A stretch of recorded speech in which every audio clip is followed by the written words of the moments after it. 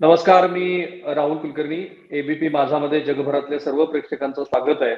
आणि मी आपल्या स्क्रीनवरती जे आता दिसत आहेत, महाराष्ट्र राज्याचे साखर आयुक्त श्री शेखर गायकवाड सर यांचे दोन कारणासाठी आभार मानतो. सर, एक तर तुमचं एबीपी माझामध्ये स्वागत आहे.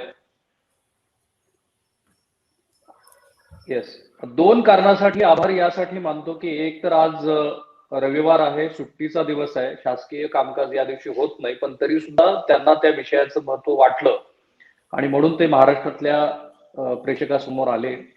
आणि दुसरं या कारणासाठी मी त्यांचा आभार मानतो की महाराष्ट्र राज्याची स्थापना झाल्यापासून महाराष्ट्रामध्ये सहकारी साखर कारखानदारी आणि अलीकडेच जी खाजगी कारखानदारी आपल्याकडे आली, या दोनही साखर कारखानदारीनं महाराष्ट्राच्या विकासामध्ये महत्वाची भूमिका बजावलेली आहे.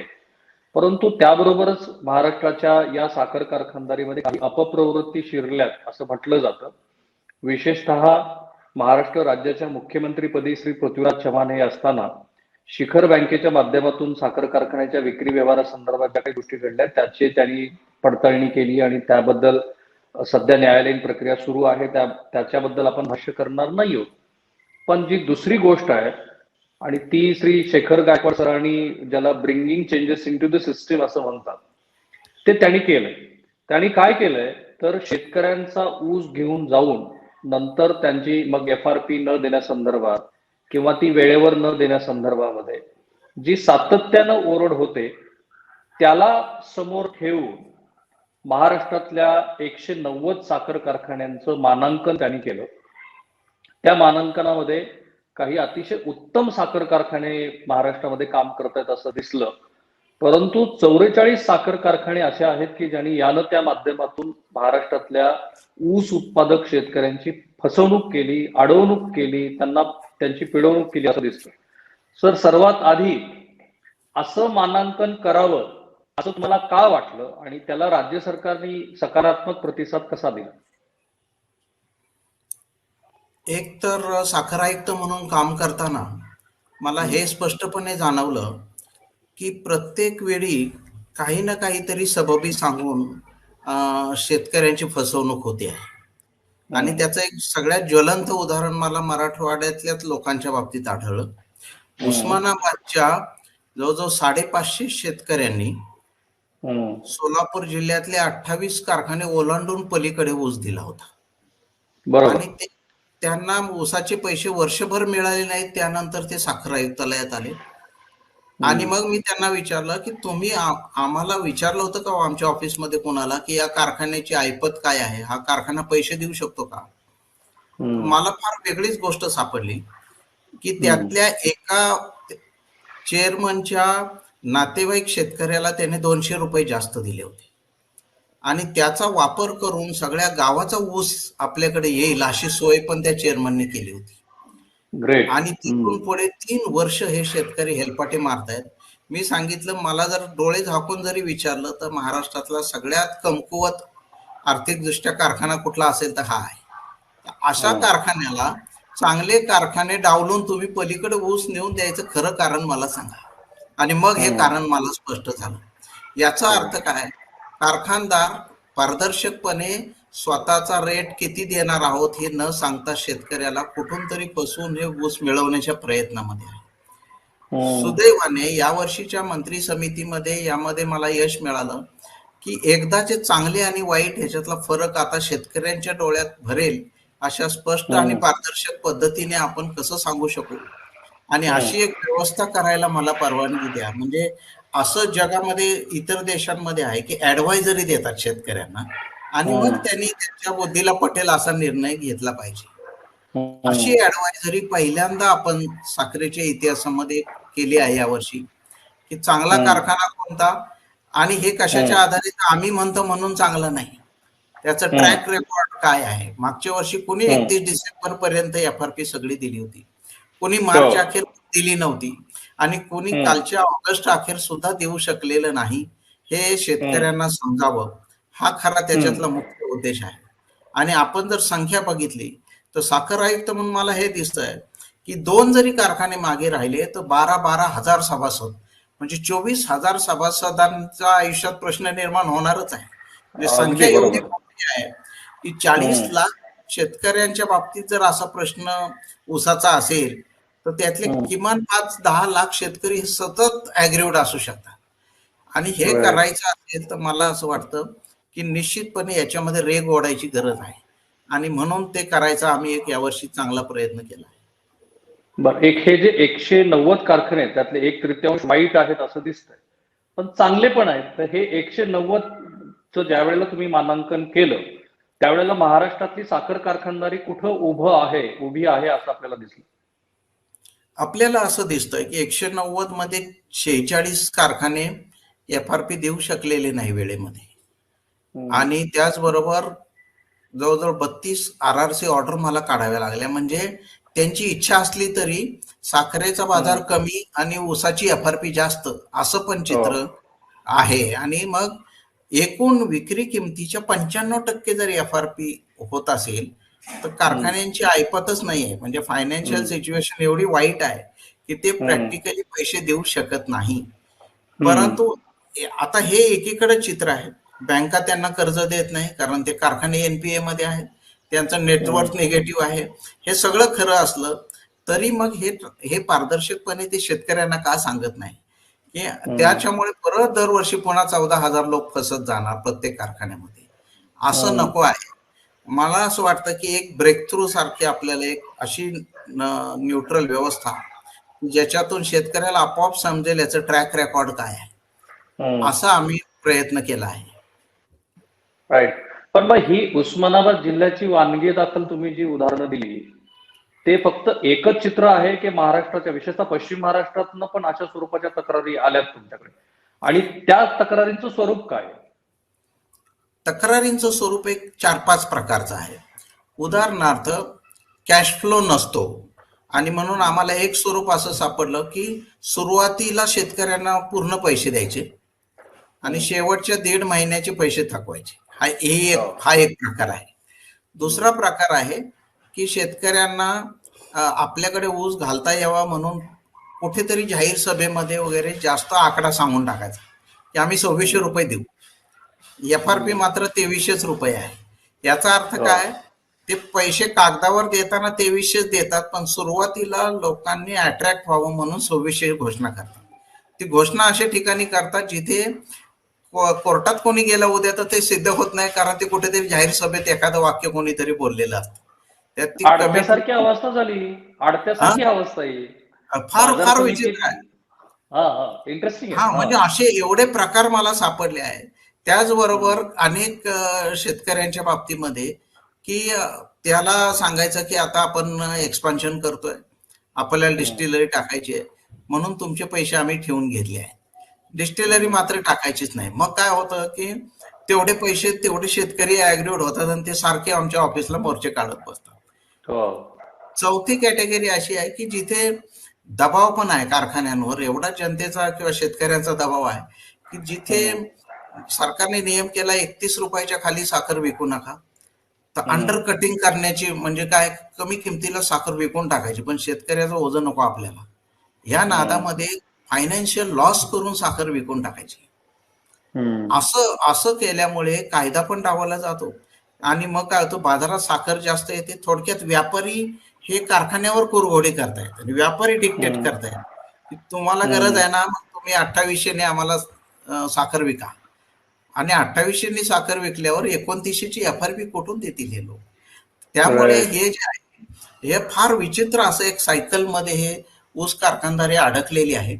यामध्ये काही चांगले कारखानदार आहेत, काही मध्यम आहेत आणि काहींची आर्थिक परिस्थिती चांगली नाही कारण साखरेचे बाजार कमी होते. यावर्षी आता शक्य आहे की ज्यावेळी साखरेचे बाजार वाढलेले आहेत मला असं वाटतं की योग्य वेळ होती की ज्यावेळी आपल्याला हे सुरुवातीला सांगता येईल लोकांना की ह्यांचं ट्रॅक रेकॉर्ड बघा. येत्या काळामध्ये आता 1 वर्ष नाही 2 वर्ष 2 वर्ष 3 वर्ष असं ट्रॅक रेकॉर्ड जसं तुम्ही शेअर ट्रेडिंग करताना शेअरची सगळी माहिती स्पष्ट करणे हे सेबीने बंधनकारक केलंय. गेल्या 10 वर्ष तुम्ही काय बेकायदेशीर केलं का, तुमच्यावर गुन्हे दाखल आहे का, हे सगळी कार्यपद्धती आणायला पाहिजे आपल्याला याच्यामध्ये असं त्याचा अर्थ आहे. एक थोडा उपप्रश्न इथे विचारतो की उद्या श्री शेखर गायकवाड यांना अतिशय महत्वाची जबाबदारी राज्य सरकारनं दिली आणि ते इथून दुसरीकडे गेले तर ही प्रोसेस कंटिन्यू राहणार आहे का? ही राहील आता, कारण एकदा प्रथा पडल्या काही चांगल्या, शासनामधल्या हम्म. प्रथा मोडणं पण अवघड जातं. आणि मला असं बर. वाटतंय मंत्री समितीमध्ये मान्यता तेवढ्यासाठीच मी घेतली की हे कायमस्वरूपी व्यवस्था निर्माण व्हावी आणि राईट. त्याचा फायदा चांगल्या कारखानदारांच्या दृष्टीने हे स्वागतार्ह पाऊल आहे. जे चांगले हम्म. कारखाने होते आणि जे म्हणतात आम्ही वेळेवर पेमेंट करतो, शेतकरी पण आम्हाला पण नावं ठेवतात, आम्हाला एका माळेमध्ये जोडतात, ते बरोबर नाही असं पण त्यांचं हम्म. म्हणणं आहे. त्यामुळे मला असं वाटतंय दूध का दूध पाणी का पाणी आता होण्याची आता वेळ आली आहे असं मला वाटतं. ठीक. एक तुम्ही जो मुद्दा आता मला सांगितला त्याला धरून पुढे मी जातो. गेल्या काही वर्षामध्ये साखर कारखानदारीमध्ये अशा काही लोकांचा सहभाग दिसतो की काही वर्षापूर्वी ते वाळूचे ठेकेदार होते, कुणी कॉन्ट्रॅक्टर होते, कुणाला आपलं राजकीय भवितव्य बनवायचंय म्हणून ते साखर कारखानदारीकडे आले. त्यामुळे आता तुम्ही ज्या वेळेला मानांकन केलं आणि तुम्हीच म्हणालात की काही चांगले साखर कारखानदार होते, पण हे सगळं मानांकन करत असताना तुम्हाला असं लक्षात आलं का की काही लोक हे या व्यवसायामध्ये केवळ शेतकऱ्यांची फसवणूक करायचे, मग त्यात FRP न देणं असेल, काटा मारणं असेल, खोटी आश्वासनं देणं असेल आणि यातून संपत्ती जमा करायची याच भावनेपोटी आलेली आहेत? असं दिसतंय स्पष्टपणे असं की काही लोक निश्चित अशा प्रकारचे आले. So sad, so sad. मग त्यांना रोखण्याच्या दृष्टीने आपल्याला काही करता येणं शक्य आहे का? आपल्याला मला असं दिसतंय की आपल्याला ऑब्जेक्टिव्हला क्रायटेरिया लावावे लागेल. आपल्या मनात काही जरी असलं तरी सगळ्यात हम्म. पारदर्शक आरसा याचा काय असेल, तर त्यांनी शेतकऱ्यांना पैसे दिले का? त्याच्या पुढे जाऊन मग त्यांनी कामगारांचे पण पैसे दिले का? त्यांनी साखर कारखान्यात काम करणाऱ्या लोकांचे, ऊसतोड मजुरांचे, व्यापाऱ्यांचे पण हम्म. पैसे दिलेले आहेत का असं बघायला पाहिजे. ते आमच्या हम्म. ऑडिटमधून ते स्पष्ट होतं. पण मूळ मुद्दा काय आहे, जर शेतकऱ्याचेच हम्म. पैसे वेळेवर देत नसतील तर या बाकीच्या हम्म. लोकांचे सतत पैसे मागे ठेवण्याचा पण प्रयत्न आहे. आणि कॅश फ्लो ही गोष्ट अशी आहे की जिथे हम्म. पहिल्या प्रथम सगळ्यात जास्त दबाव शेतकऱ्यांचा असल्यामुळे शेतकऱ्यांचे पैसे काहीतरी करून ओढून ताणून देतात. कारण त्याच्यावर हम्म. आम्ही RRC कारवाई करतो, त्याच्यावर जप्तीची कारवाई होते. या सगळ्या प्रोसेसमधनं एक गोष्ट अजून एक लक्षात आली आहे, ती फार महत्वाची आहे, हम्म. की या हम्म. कारखानदारीच्या व्यवसायामध्ये कारखाने थोडे श्रीमंत, बँका त्याच्यापेक्षा जास्त श्रीमंत आणि शेतकरी गरीब असं असं हम्म. काहीतरी गणित निर्माण व्हायला लागलं आहे. आणि ते फार मला वाटते चिंताजनक आहे, की म्हणून मी कारखानदारांना पण याच्या जवळ आणायचा प्रयत्न करतोय, की शेतकऱ्याला तुम्ही 4 पैसे जास्त द्या ना. त्याचे हम्म. इंटरेस्टचे पैसे का तुम्ही देत नाही? हार्डली हार्डली इंटरेस्टची अमाऊंट एका वर्षाची जर बघितली आपण, तुम्ही हम्म. महिनाभर उशिरा पेमेंट केलं, तर 15% इंटरेस्ट आहे, तो येतो किती माहिती आहे का? महिन्याला 1.25% येतो. आणि याची हम्म. कायद्यात तरतूद असून कारखाने द्यायला तयार नाही. ते म्हणतात असं दिलं हम्म. तर कोट्यवधी रुपये आम्ही हे बेसिक अमाऊंटच देत नाही, ते व्याज कधी देत बसू. त्यामुळे हा संघर्ष हम्म. सारखा चालू आहे. आणि हम्म. त्याच्या मागे उद्देश हाच होता, की शेतकऱ्याचे पैसे कुठल्याही परिस्थितीत अडवू नये म्हणून एवढा मोठा जास्त पिनल इंटरेस्ट लावला होता. पण प्रॅक्टिकली हम्म. उलट झालं, की इंटरेस्ट द्यायचाच नाही, नाहीतर मग कारखाना डबघाईला येईल अशी परिस्थिती निर्माण झाली. या 13.5 मिनिटाच्या तुमच्या बोलण्यामध्ये दोन तुम्ही अलार्म बेल्स वाजवल्यात. एक, शेतकऱ्यांना म्हणजे जे ऊस उत्पादक वर्षानुवर्ष असं मानून चालतात की आपल्याला ऊस पिकवून काहीतरी पैसे मिळतो, तेही तशा अर्थाने काही फार त्यांना लाभ होताना दिसत नाही, मी जे मोठं चित्र. आणि दुसरं जे तुम्ही म्हणालात की मुळात साखर कारखानदारी हा व्यवसाय सुद्धा जे साखर कारखाने चालवत आहेत त्यांचा राजकीय फायदा हा मुद्दा बाजूला ठेवून देऊ आपण, पण त्यांच्याही दृष्टीनं फारसा फायदेशीर नाहीये. आणि जर महाराष्ट्राच्या आर्थिक घौडदौडीमध्ये साखर कारखानदारी हा महत्वाचा घटक असेल, तर ना साखर कारखानदार त्याचे लाभार्थी आहेत ना ऊस उत्पादक लाभार्थी आहेत. हे खरं आहे. चालायचं कसं? नाही, म्हणून एक लॉंग टर्म विजन आणायला पाहिजे. उदाहरणार्थ नेहमी गुजरातचं उदाहरण देतात. बरोबर आहे. हम्म. गुजरातच्या बाबतीमध्ये गुजरातच्या कारखान्यांनी 3,500 रेट दिला, अशी हम्म. नेहमी आपण बातम्या वाचतो. त्यातलं अगदी. अर्ध सत्य लोक हे सांगतात. ते हे सांगत हम्म. नाही की गुजरातच्या कारखान्यांमध्ये 100 कोटीपेक्षा जास्त ठेवी ह्या सभासदांच्या कारखान्याकडे असतात आणि त्या हम्म. 7 किंवा 8% आहेत. म्हणजे हम्म. गुजरातच्या कारखान्यांना बँकेकडे जावं लागत नाही. हम्म. आणि असं असल्यामुळे ठेवीदारांना पण फायदा होतो आणि कारखान्याला फायदा होतो आणि शेतकऱ्यांनाही फायदा होतो. आता ही हम्म. गोष्ट आपल्याकडे का होत नाही, तर कारखानदारांची पण क्रेडिबिलिटी राहिली नाही. एकेकाळी हम्म. शेतकरी पण कारखान्यात पैसे ठेवत होते. तर आता हे हो. एक विशेष सायकल आहे, हे पण आपल्याला ब्रेक करावं लागेल. परतीच्या आणि बिनपरतीच्या ठेवीबद्दल मधल्या काळात बराच वाद पण झाला त्या संदर्भात. एक त्यामुळेच महाराष्ट्राची महसुली मांडणी जर आपण बघितली तर तुम्ही ज्या कारखान्यांना लाल फुली दिली आहे, मला फार इंटरेस्टिंग वाटलंय की सांगली आणि साताऱ्यातले प्रत्येकी 5 कारखाने आहेत आणि पुणे जिल्ह्यातले 2 आहेत, नाशिक मधले 3 आहेत, अहमदनगर मधला 1 आहे. ठीक आहे, मराठवाड्यातल्या उस्मानाबादचा मी समजू शकतो की तो कायम दुष्काळी पट्टा आहे, पण जिथे कायमस्वरूपी उत्तम दर्जाची साखर कारखानदारी आम्ही करतो असं सांगितलं जातं, त्या पश्चिम महाराष्ट्र आणि उत्तर महाराष्ट्रात पण हे असं झालेलं आहे. त्याचं काही स्पेसिफिक कारण तुम्हाला दिसतं? नाही, एक 2-3 कारण तर एक स्पष्ट होत आहेत. एक म्हणजे 1250 टनी जे कारखाने होते ते आता फारसे व्हायबल राहिलेले नाही. एवढ्या कमी कॅपॅसिटीच्या कारखान्यामध्ये काय होतं की मुख्य जे कामगार आहेत ना त्यांची संख्या तेवढीच राहते. नंबर 2, पूर्वी सहकारी साखर कारखान्यांनी मोठ्या प्रमाणावर वशिल्याने डायरेक्टरची लोक घेतली आणि नेमलेली आहे. 1000 लोक काम करणारा साखर कारखाना आणि मॉडर्न मशिनरी असलेला 250 लोकांवर चालणारा कारखाना याच्यामध्ये सॅलरीचं बजेटमध्ये फार फरक पडतो. दुर्दैवाने कारखाना चालवताना आपली माणसं घेतलीच पाहिजे, नाही तर मग निवडून येऊन काय फायदा आहे असं विचार करणारे संचालक पूर्वी होते. आता कारखान्याला त्याचं महत्व जाणवतं, पण एकदा नोकरीत घेतलं की 30-35 वर्ष तो माणूस राहणार आहे, तो परत काढता येत नाही. त्यामुळे हे कारखाने व्हायबल होत नाही आहे. म्हणून नवे जे लोक आले त्यांनी नवी तंत्रज्ञान पण आणलं आणि ऑटोमायझेशन पण आलं आणि त्यामुळे ते कारखानदार आता पुढे गेलेले दिसतात आपल्याला. त्याचं कारण हे आहे. दुसरं महत्वाचं कारण आहे तंत्रज्ञान बदललं नाही. म्हणजे लोक याच्यामध्ये धन्यता मानतात की माझा 1960 सालचा बॉयलर अजून चालतो, त्याची इफिशियन्सी किती, तो किती माझा वॉटर वेपर जास्त खातो, माझी एनर्जी किती जास्त खातो, ते इलेक्ट्रिसिटी कन्झम्पशन त्याचं कसं जास्त आहे, हे जे पाश्चात्य जगामध्ये परफॉर्मन्स मोजायचे जे काय गणित आहेत पॅरामीटर ते न पाळता आपण काय म्हणतो की 60 सालचा बॉयलर अजून आमचा चाललेला आहे. मग त्याला पर्यावरणाचे नॉर्म्स काय आहेत आणि त्याप्रमाणे आम्ही बसतो की नाही, आम्ही हवेत जास्त धूर सोडतो का आणि माझा इफिशियन्सी किती आहे, हे मुद्दे बघितले जात नाही. त्यामुळे अद्ययावतीकरण करायला सुद्धा कॅश फ्लो हाच पुन्हा प्रश्न येणार आहे. दरवर्षी कारखान्याचा हंगाम सुरू होण्यापूर्वी प्री सिजनल लोन घेतात, हे तुम्हाला माहिती आहे, ते मुकादम आणि टोळीवाल्यांना देतात. आता ते ऍडव्हान्स देण्यासाठी जर 20 कोटी रुपये लागणार असतील आणि त्याच्याऐवजी बँका तुमचं परफॉर्मन्स बघून म्हणता की तुम्ही 12 कोटीला पात्र आहात, तर मग काय होणार आहे की तुमच्या 400 टोळ्याऐवजी 200 टोळ्या येणार. मग ऊस तोडायसाठी मारामारी होणार. मग शेतकऱ्यांना कारण असताना ऊस तोडायसाठी पैसे द्यावे लागणार आणि तरी सुद्धा कारखाना चालू ठेवायचा अट्टहास आहे. मला असं वाटतं हे पारदर्शकपणे समोर आलं पाहिजे की पुढच्या 3-4 वर्षात त्याचा परिणाम म्हणून चांगले कारखाने टिकतील आणि काही चांगले न चालणारे कारखाने हळूहळू बंद पडत जातील, असंच आजचं चित्र आहे. मला आशा आहे सर की तुम्ही ज्या पोटतिडकीनं आणि एवढा दीर्घ अभ्यास करून, कारण मी तुमचं सांगितलंही काम बघितलेलं आहे आणि मला तुमच्या कार्यशैलीबद्दल नेहमी एक आदर वाटतो की तुम्ही मूलभूत गोष्टीला हात घालता. हे जे कुठले महाराष्ट्र राज्यातले सत्ताधारी आणि विरोधी पक्षातले धोरणकर्ते आहेत ते जर ही मुलाखत बघत असतील आणि श्री शेखर गायकवाड सरांनी याच्याही आधी त्यांना सांगितलंच असेल, तर ही माझ्या मते एक मोठी अलार्म बेल आहे. सर, मला याची पूर्ण जाणीव आहे की तुम्ही प्रशासकीय अधिकारी आहात, तरीही मी तुम्हाला हा प्रश्न विचारतो. मला प्रशासकीय उत्तर अपेक्षित आहे तुमच्याकडनं.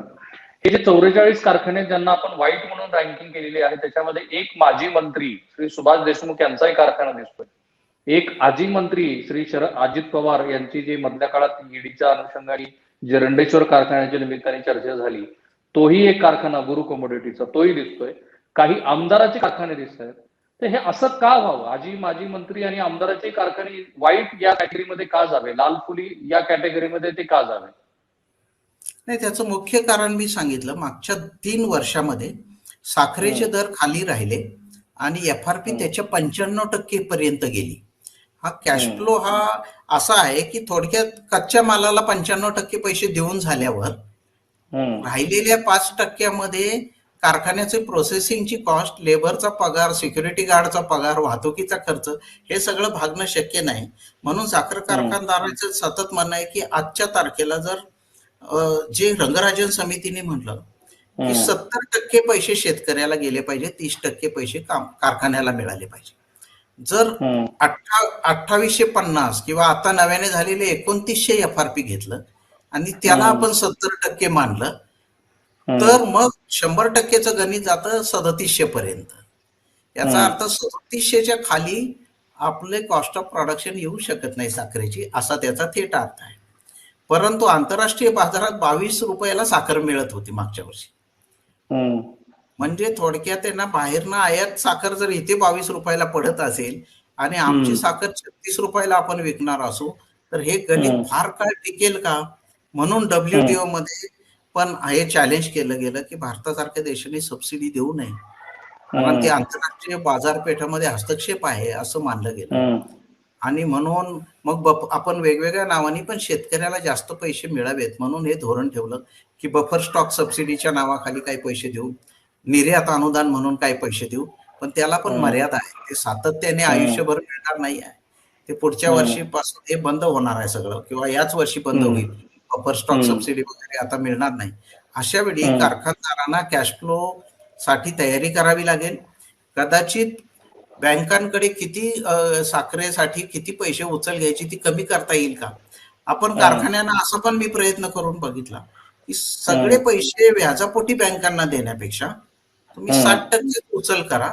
अडचण आली की हम्म. आम्ही RRC काढतो आणि तुम्ही साखर विका. आणि हम्म. शेतकऱ्याचे पैसे देऊन टाका. हम्म. ज्याच्यामुळे 20 ते 22 कोटी रुपये वाचतील. त्यामुळे हम्म. शेतकऱ्याला 200 रुपये तुम्ही जास्त देऊ शकता. कारखान्याला पण राहिलेले 200 रुपये तुम्ही घेऊ शकता. तर ठीक. ही कसरत फारशी अजून कारखान्यांना अंगवळणी पडलेली नाही असं त्याचा अर्थ. पण असं आहे सर की रंगराजन समितीचा अहवाल येऊन सुद्धा मला वाटतं 1.5 दशक तर निश्चितपणे झालेली. नक्की त्यातल्या झाले. बऱ्याचशा गोष्टी आपण स्वीकारल्या, बऱ्याच गोष्टी आपण मान्यही नाही केल्या. पण आता तुमच्या बोलण्याचा मी एक सरळ असा अर्थ काढतो, एकतर साखर कारखानदाराला पूरक धोरण राबवणारं सरकार असेल आणि त्यांनी टेकू दिला तरच, किंवा मग असल्या काहीतरी गोष्टी करून की जिथे अल्टिमेटली शेतकऱ्यांनाच त्याचा तोटा होईल अशा गोष्टी केल्याशिवाय महाराष्ट्रातली बहुसंख्य साखर कारखानदारी भविष्यामध्ये टिकणारच नाही असं तुम्हाला म्हणायचंय का, किंवा असं दिसतंय का तुम्हाला? असं दिसतंय स्पष्टपणे. तुम्हाला माहिती असेल, एक केंद्रीय मंत्री नेहमी म्हणतात की एखाद्याला जर खड्ड्यात घालायचं असेल तर त्याला कारखाना काढून तर दिला ताकद पाहिजे. आण. असं असं का म्हणतायत? त्याचं बेसिक कारण हेच आहे की फार ती प्रॉफिटेबल राहिलेली इंडस्ट्री नाही. ती स्पर्धात्मकरित्या जगाच्या व्यापारामध्ये टिकायची असेल तर अशा प्रकारचं मूलगामी काहीतरी काम करायला पाहिजे. ठीक आहे. तर शेवटचा प्रश्न आता, हे तुम्ही मानांकन तर केलंय, व्हॉट नेक्स्ट? पुढे काय होणार आहे मानांकनाचं? मानांकनाचं मला अपेक्षा एकदम साधी आहे की शेतकऱ्यांनी निदान हे बघावं की मागच्या वर्षी ह्या कारखान्याने वेळेवर पैसे दिले होते का. निदान त्यांनी शेजारच्या शेतकऱ्याला हे तरी खोटं सांगू नये की मी ह्या कारखान्याला मागच्या वर्षी ऊस घातला आणि मला फार फायदा झाला. त्याला हे त्याच्याच मोबाईलवर बघता येईल की याची रँकिंग काय आहे. म्हणजे आता म्हणजे गावातल्या एका माणसाला फसवून सगळं गाव फसायचे दिवस आता राहिले नाही, असा पण त्याचा अर्थ आहे. खूप चांगली गोष्ट आहे. पण तुम्हाला फोन नाहीत का आले कुण्या मंत्र्याचे, आमदाराचे? अहो काय करताय तुम्ही आमचं मानांकन ऑफ रेकॉर्ड सांगण्यासारखी गोष्ट आहे. असा दबाव नाही आला ना की अशा पद्धतीनं तुम्ही मानांकन, कारण इतक्या सहजासहजी नाही, स्पष्टपणे यावर 10 मिनिटं चर्चा करून मी विनंती केली की मला हे ऍडवायझरी लोकांना देऊ द्या, कारण हे केल्याशिवाय अशा पद्धतीने आपण पुढे जाऊ शकणार नाही. आणि मला आनंद आहे की त्यांनी मान्य केलं आणि म्हणूनच मी ऑर्डर केली. त्या ऑर्डरमध्ये पण मी लिहिलेलं आहे की याचा रेफरन्स काय आहे. येस. तर थँक्यू सो मच. आणि प्रेक्षकांसाठी मला खरं म्हणजे आता काही बोलायची, ज्याला समक म्हणतो, ती करायची गरज नाहीये. पण मला चिंता वाटते. चिंता यासाठी वाटते की श्री शेखर गायकवाड तिथं होते, ते मूळचे हाडाचे शेतकरी आहेत, त्यांना समाजाची जाणीव आहे आणि त्यामुळे इतक्या पोटतिडकीनं त्यांनी हा मुद्दा मांडला. आय होप की त्यांनी जे मुद्दे मांडलेले ते आपण निगेटिव्ह न घेता त्याला पॉझिटिव्हली घ्यायला पाहिजे. पण मला चिंता याची वाटते की जे अनेक दशकं खरं तर महाराष्ट्रातल्या साखर कारखानदारीविषयी बोललं जातं ते हेच आहे की ही साखर कारखानदारी जर टिकायची असेल तर तिला स्पर्धात्मक करायला पाहिजे. ते करण्यासाठीचं विजन तुमच्याकडे पाहिजे, नॉन पार्टिसन तुम्हाला भूमिका घ्यायला पाहिजे. आणि शेवटी ज्या शेतकऱ्याच्या जोरावरती ही साखर कारखानदारी उभा आहे त्याला तरी त्याचा फायदा झाला पाहिजे. तो जर होतच नसेल तर मग श्री शेखर गायकवाड सरांसारख्याने अनेकांनी कितीही प्रयत्न केले तर शेवटी तो तसाच गाळत जाणार आहे. आय होप की हे तुम्ही पॉझिटिव्ह घ्याल. बाय द वे, आमचे हे जे शेतीविषयक आणि विशेषतः अर्थविषयक जे आम्ही प्रयत्न करतोय शेखर गायकवाड सरांसारख्या व्यक्तींना बोलवून समजून घेण्याचं, ते तुम्हाला कसे वाटते ते जरूर कळवा. मला माहिती आहे की एवढ्या 25 मिनिटाच्या मुलाखतीमध्ये तुमच्या सगळ्या प्रश्नांची उत्तरं मिळालेली नाही आहेत. तर मी सरांना पुन्हा एकदा विनंती करेन की या व्हिडिओच्या खाली तुमचे जे प्रश्न पडतील त्या सगळ्या प्रश्नांना घेऊन त्यांच्या सवडीनुसार आपण पुन्हा त्यांच्याकडे जाऊया. Sir, thank you so much. दरम्यानच्या काळामध्ये माझं एबीपी माझाचं आणि शेखर गायकवाड सरांचे जे सोशल मीडियाचे जे कुठले प्लॅटफॉर्म्स असतील ते फॉलो करायला लागा. Sir, take care. Thank you. Thank you. Bye bye.